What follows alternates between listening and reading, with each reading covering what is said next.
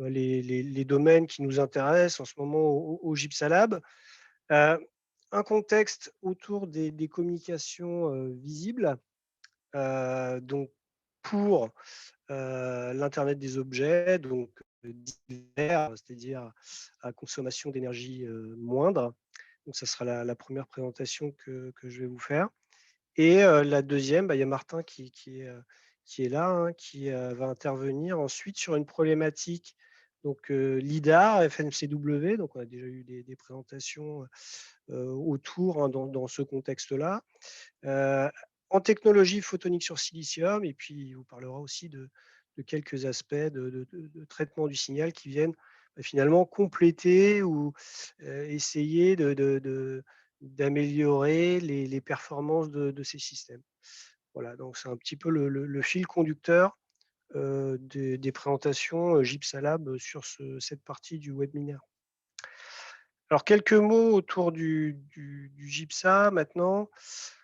Donc, le GIPSA, c'est un assez gros labo, hein. Il y a 350 personnes. Ça se répartit en 4 pôles.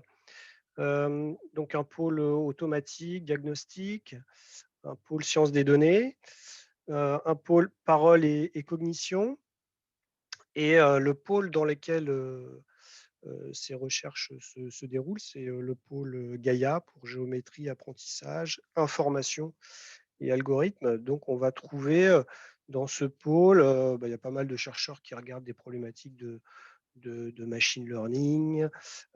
Donc, il y a des chercheurs autour des technologies de l'information, du traitement du signal associé. C'est pour ça qu'on se retrouve effectivement à participer dans ce pôle de recherche.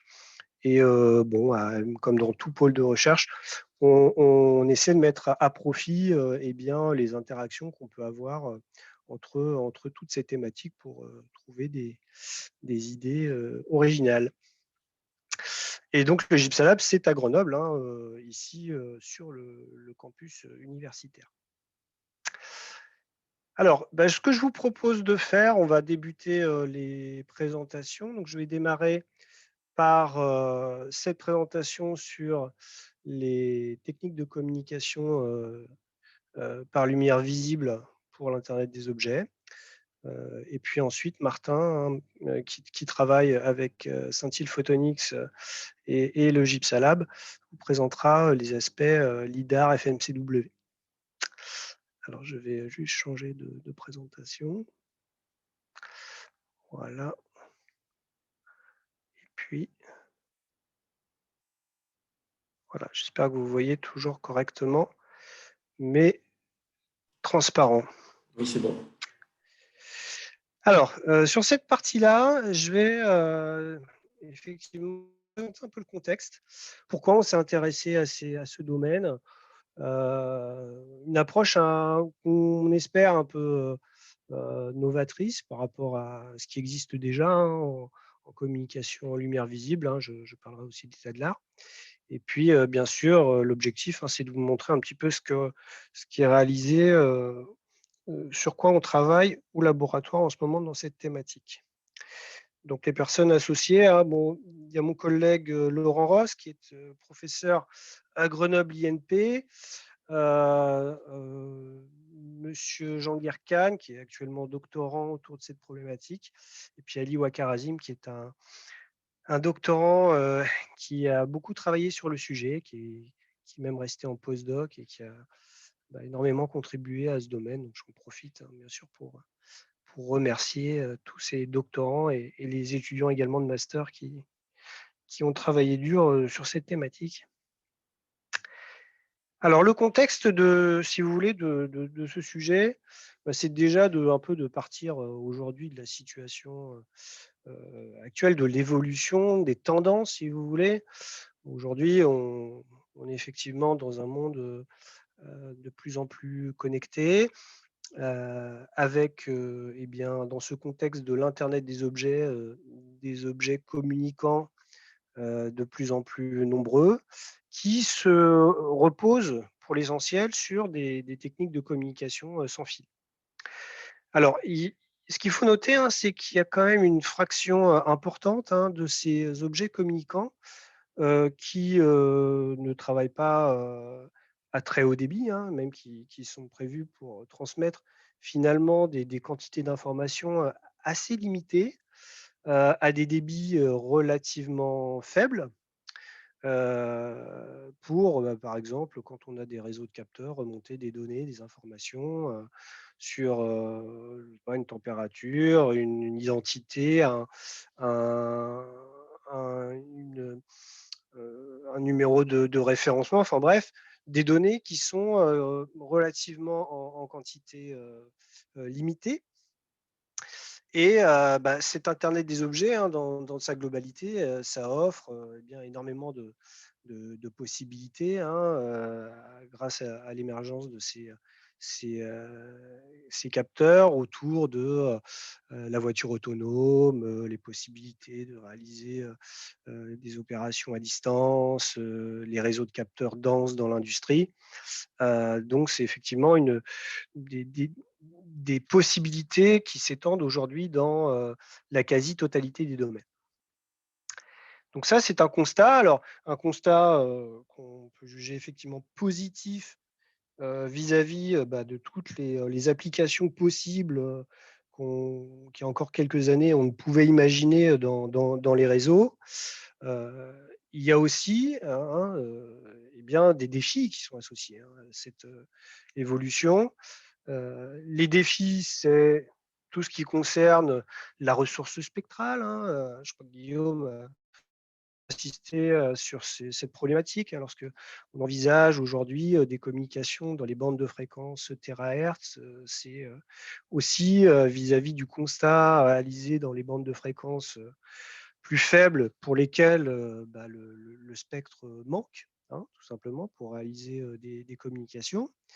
Heu on doit aussi souligner dans ce contexte de montée de l'internet des objets, ben, l'impact environnemental que cet internet des objets pourra entraîner.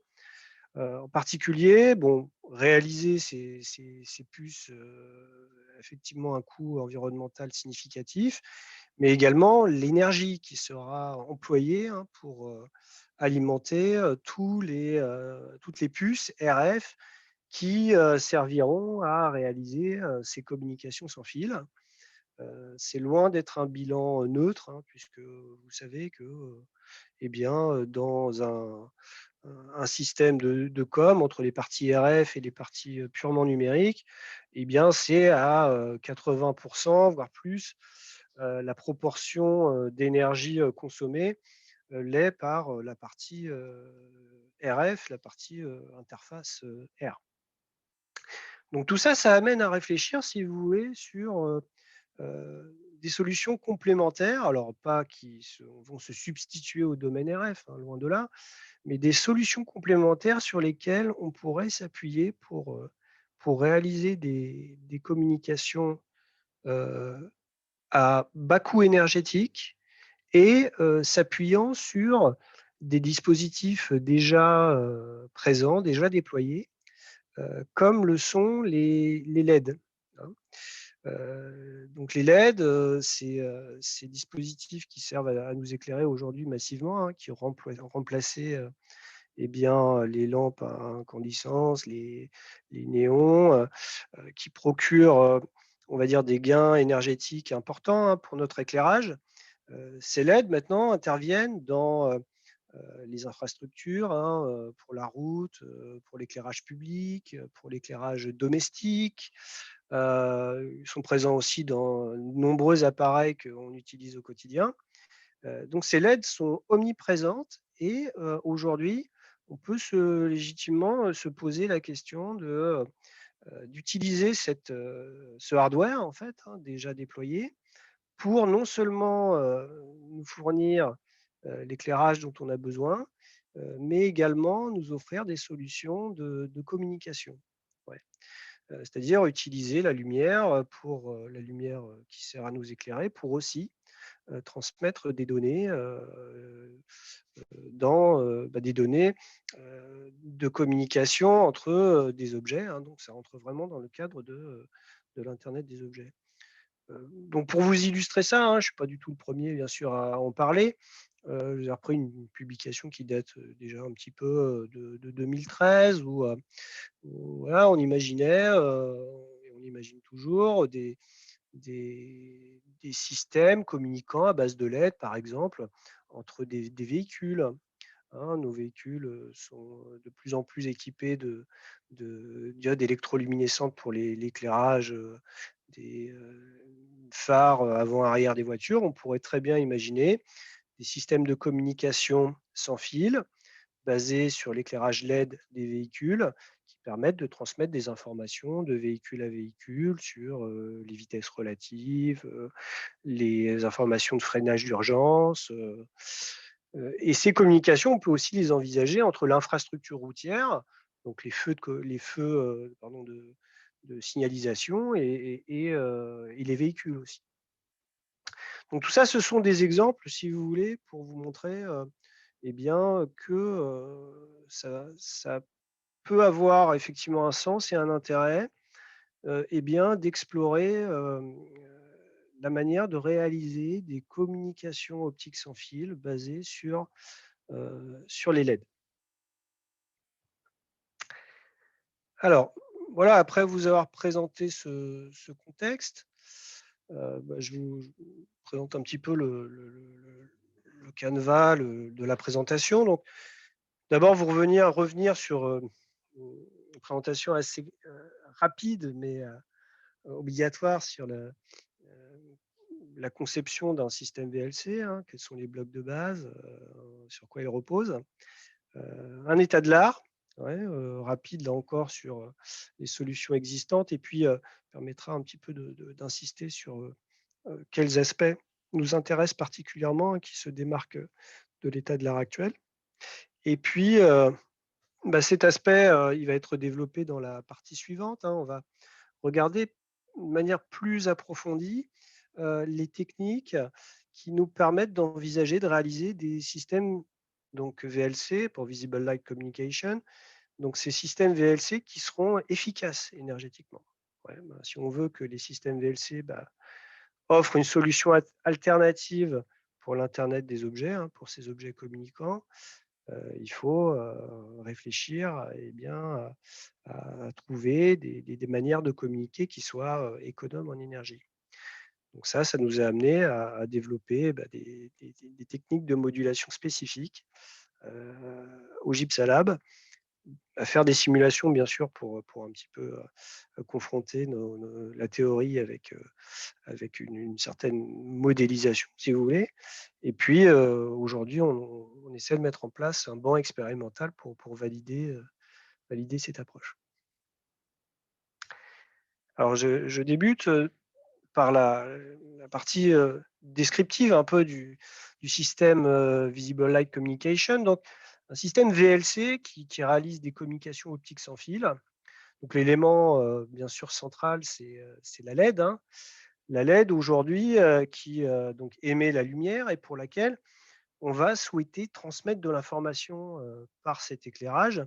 Donc, il s'agit ici eh bien, d'arriver à moduler, hein, à changer l'intensité de la LED grâce à un signal d'information qui va être envoyé, donc qui va moduler le courant de la LED pour moduler son intensité.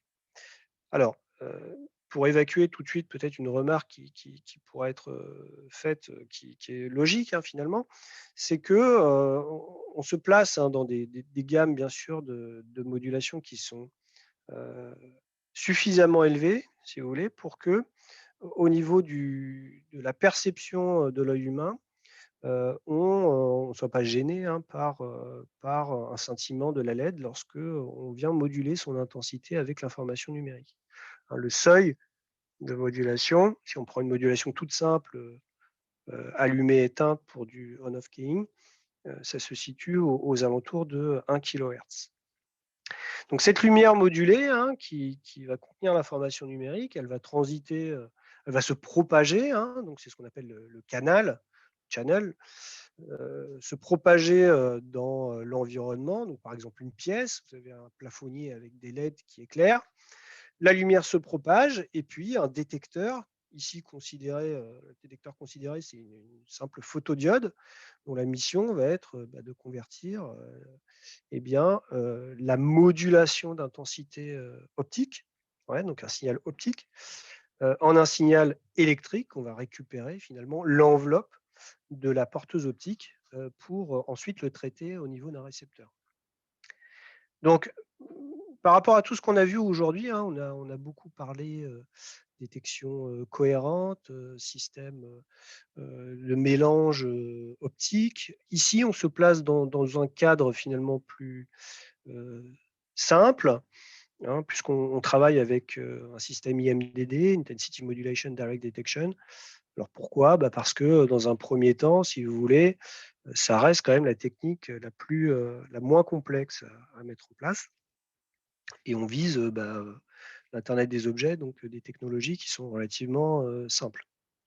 Alors néanmoins, ça nous induit une contrainte, hein, puisqu'aujourd'hui, dans cette partie du webinaire, là, on va parler plutôt traitement du signal. Ça implique que pour nos signaux de modulation qu'on va appliquer sur la LED pour la moduler, il n'y a pas d'autre choix que ces signaux, ils soient réels. Ouais. Alors, réels par rapport à quoi? Par rapport aux modulations radio qui utilisent des modulations complexes. Là, c'est une modulation réelle.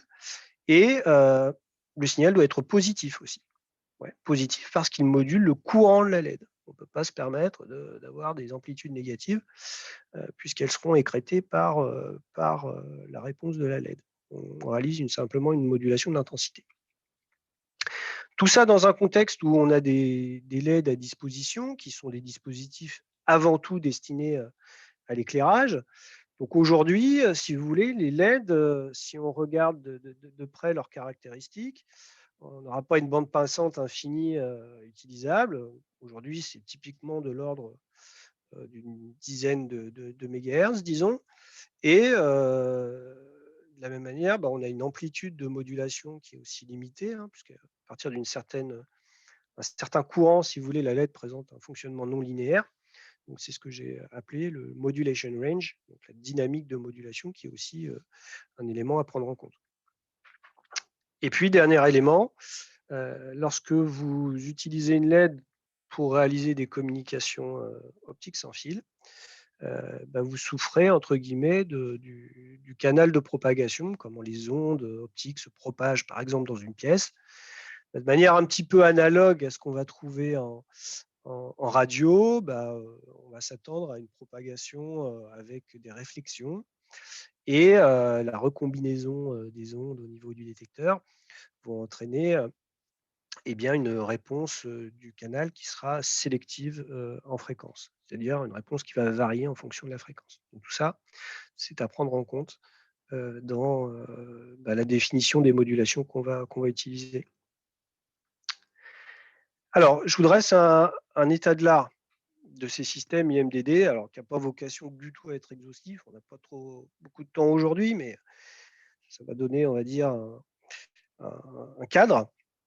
Bon, ce qui est très connu, hein, les techniques de communication sans fil optique, ça date pas d'hier, hein. Ça a été largement utilisé donc avec des techniques de com assez simples, hein, comme la modulation on-off keying. Vous allumez la LED ou vous l'éteignez, et comme ça vous transmettez des bits 1 et 0. Ça, c'est assez direct. Les modulations PPM, Pulse Position Modulation, ça, on retrouve ça par exemple dans des systèmes optiques sans fil, infrarouge pour les télécommandes par exemple. Donc c'est connu depuis des années.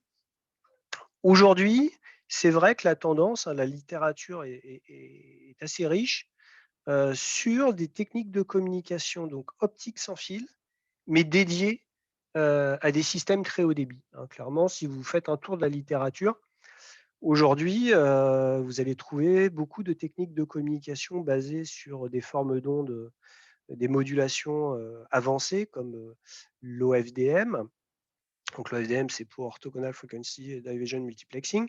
Hein, l'OFDM, c'est une technique de com, par exemple, une technique de modulation utilisée dans la 4G et puis dans la 5G qui arrive. Et ces techniques, alors qu'est-ce qu'elles ont de particulier? C'est qu'elles permettent d'atteindre des efficacités spectrales très importantes, c'est-à-dire que dans une bande passante limitée, hein, la bande passante de la LED, je vous ai dit, elle est limitée à une dizaine de mégas, bah, va pouvoir passer énormément de débit si j'ai pas justement une modulation qui permet dans cette bande limitée bah, d'offrir une possibilité d'avoir un débit bien supérieur à la bande. C'est ce qu'on appelle l'efficacité spectrale, le débit binaire divisé par la bande occupée. Donc l'OFDM permet ça, l'OFDM, simplement l'OFDM en tant que tel, c'est une modulation qui n'est pas uniquement positive, elle présente des valeurs positives et négatives, donc pas directement compatible avec les techniques optiques sans fil. Et donc, on a dans la littérature énormément de déclinaisons de cette modulation, DCOFDM, ACOFDM, Index Modulation, bah, tous ces acronymes en fait recouvrent des variantes de l'OFDM qui sont adaptées au système optique sans fil. Alors, qu'est-ce qui nous intéresse, nous, hein, quand on a décrit très rapidement cet état de l'art? Bah, ce qui nous intéresse, nous, au Gypsalab en ce moment, hein, c'est, alors on a déjà un peu travaillé aussi sur les techniques haut débit, mais dans le contexte que je viens de vous présenter, ce qui va être intéressant, c'est de regarder hein, des techniques de modulation qui soient efficaces énergétiquement. Hein, c'est-à-dire que l'IoT, on prévoit des débits qui sont relativement faibles. Donc, le point de départ, ce n'est pas de disposer de modulations très efficaces spectralement, hein, avec une grosse efficacité spectrale. Donc, ça met hors jeu, ça met de côté, si vous voulez, les techniques basées sur l'OFDM, par exemple. Il faut trouver des choses plus simples, plus efficaces énergétiquement pour faire baisser eh bien, le coût énergétique des communications bas débit. Donc juste un petit rappel historique, là, parce que je n'ai pas commenté cette photo. Hein, cette photo, c'est le photophone de Graham Bell. Donc le photophone qui déjà à l'époque était une communication optique sans fil, qui a été réalisée, alors il me semble même avant le téléphone proposé par Bell.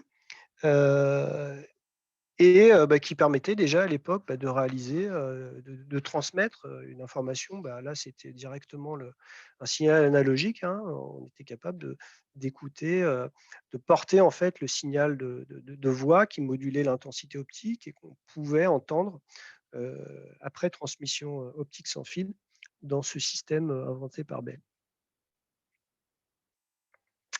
Alors, vous voyez, on ne part pas de rien quand même dans cette problématique de recherche. On peut vraiment s'appuyer sur déjà tout ce qui a été réalisé dans le domaine de communication radio. Tout à l'heure, je me souviens, Guillaume, encore, il nous avait présenté eh bien, le théorème de Shannon. Shannon, c'est un excellent point de départ pour nous aussi, parce que Shannon, donc la limite, ici, vous avez représenté en fait l'efficacité spectrale qu'on peut attendre pour une technique de communication en fonction, eh bien, on va dire, du coût énergétique, le rapport signal sur bruit par bit, EB sur N0. Et puis, dans cette représentation, vous avez bah, un peu les différentes modulations radio qu'on a l'habitude d'utiliser lorsqu'on fait des coms radio. On retrouve en rouge les modulations plutôt à bonne efficacité spectrale, donc celles qui vont servir bien dans les systèmes de radio haut débit, hein, pour lesquels on a une bande passante limitée. Et comme on est limité en bande passante, il faut avoir une bonne efficacité spectrale pour avoir un bon débit. Ouais. Et ça, le prix à payer, bah, c'est qu'en termes de rapport signal sur bruit, vous voyez qu'on est obligé de payer en rapport signal sur bruit, d'avoir un très bon rapport signal sur bruit pour se permettre ces fortes efficacités spectrales. Premier point, donc la partie en rouge. Et nous, ce qui nous intéresse hein, dans la problématique IoT à faible consommation énergétique, c'est plutôt bah, pas tant l'efficacité spectrale, parce qu'on va avoir des faibles débits. Hein. Qu'on occupe une grande bande, c'est pas forcément quelque chose de négatif. Par contre, la priorité, si vous voulez, ça sera d'aller chercher eh bien, des rapports signaux à bruit qui seront faibles. Donc, ici, dans la partie bleue, là, la région à puissance limitée, c'est-à-dire ce sont les modulations qui vont se montrer efficaces lorsque le rapport signal sur bruit est dégradé, au prix d'une efficacité spectrale moindre. La limite en bleu étant la limite de Shannon, encore, hein, qui se déduit de la formule de capacité qu'on a vue tout à l'heure dans la présentation de Guillaume. Et donc, nous, on se rapproche finalement de cette courbe de Shannon, mais pour, on va dire, les rapports signaux à bruit qui sont faibles.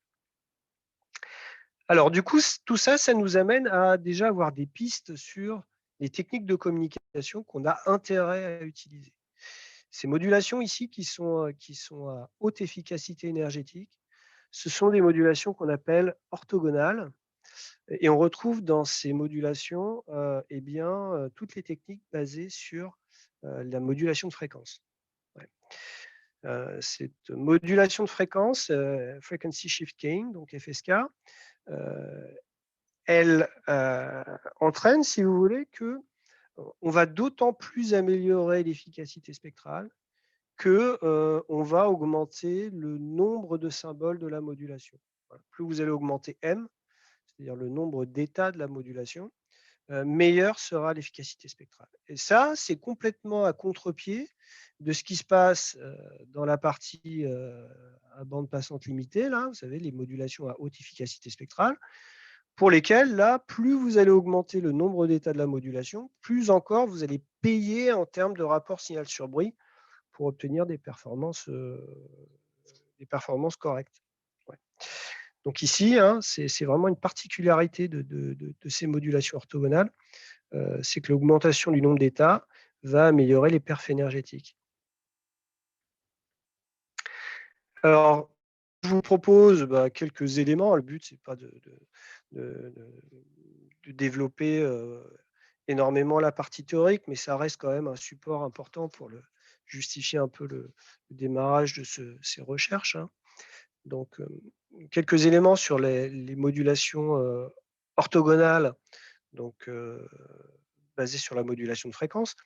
La modulation de fréquence, donc ça veut dire quoi? Ça veut dire que pour chaque symbole transmis, donc là, ça représente une information, un symbole transmis sur une durée TS, la durée du symbole.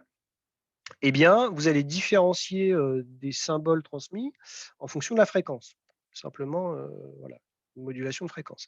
Cette modulation de fréquence, elle n'est pas directement, on va noter ça tout de suite, hein, compatible avec les systèmes de modulation d'intensité. Pourquoi? Parce que la modulation de fréquence, c'est partir de signaux qui sont par nature bipolaires, c'est-à-dire positifs, négatifs. Donc, voilà, ce n'est pas directement utilisable pour nos systèmes. Par contre, au niveau des propriétés, donc si je considère la modulation FSK de base utilisée en radio, une des propriétés fondamentales, c'est que les différents symboles qui sont considérés, ils présentent donc une orthogonalité, hein. Je vous ai dit que les modulations orthogonales étaient efficaces énergétiquement, au sens où si vous faites l'intégrale sur la durée du symbole de deux symboles, ce qui est aussi la corrélation, vous allez trouver, hein, si les symboles sont différents, vous allez trouver 0. Si c'est le même symbole, vous allez trouver 1. Ça, c'est la condition d'orthogonalité. Et cette condition, elle est remplie simplement lorsqu'on a un espacement en fréquence qui est bien défini, qui vaut 1 sur 2 fois la durée du symbole.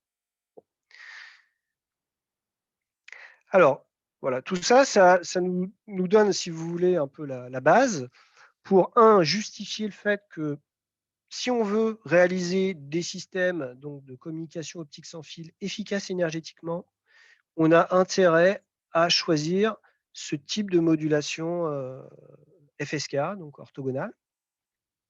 Donc avec des propriétés qui sont intéressantes pour nous, hein, pour les systèmes optiques, parce que une modulation FSK, c'est une modulation qui propose une enveloppe quasi constante.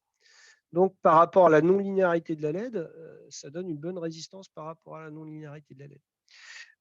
Choisir une modulation FSK, ça permet aussi en réception de facilement égaliser la réponse du canal. Alors égaliser, ça veut dire compenser la réponse du canal dans le domaine des fréquences. Ça aussi, c'est un avantage pour les communications optiques sans fil. La haute efficacité énergétique, bien sûr, ça, c'est le point crucial. Par contre, hein, je vous l'ai dit au transparent précédent.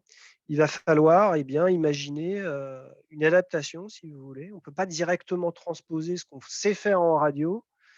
Les modulations FSK utilisées en radio, elles sont bipolaires. Pour les systèmes IMDD, c'est-à-dire modulation d'intensité et détection directe, il n'y a pas le choix. Il nous faut des modulations unipolaires, c'est-à-dire positives.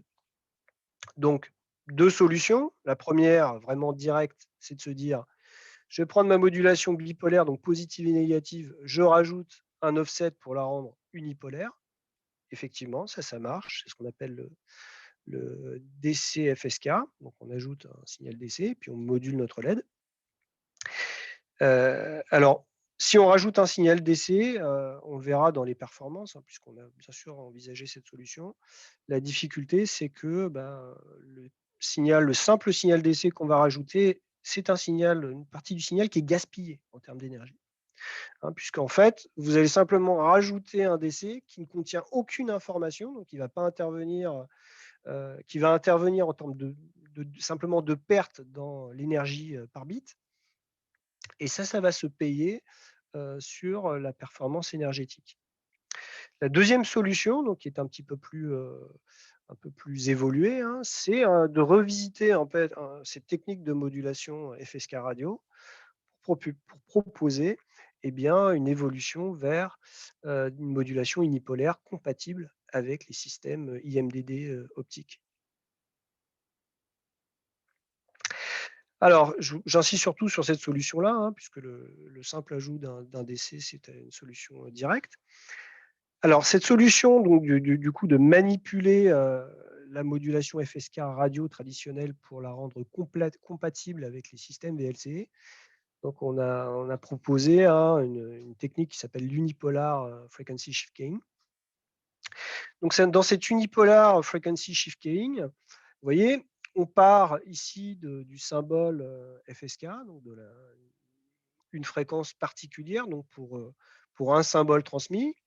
Et vous voyez que ce signal, il est effectivement positif ici, puis négatif là, donc pas compatible avec la modulation d'intensité de la LED. Et on va transformer ce symbole de la modulation en un symbole, vous voyez, qui va couvrir certes 2 durées symboles par rapport à la modulation FSK classique, et qui va transmettre en fait successivement les échantillons positifs.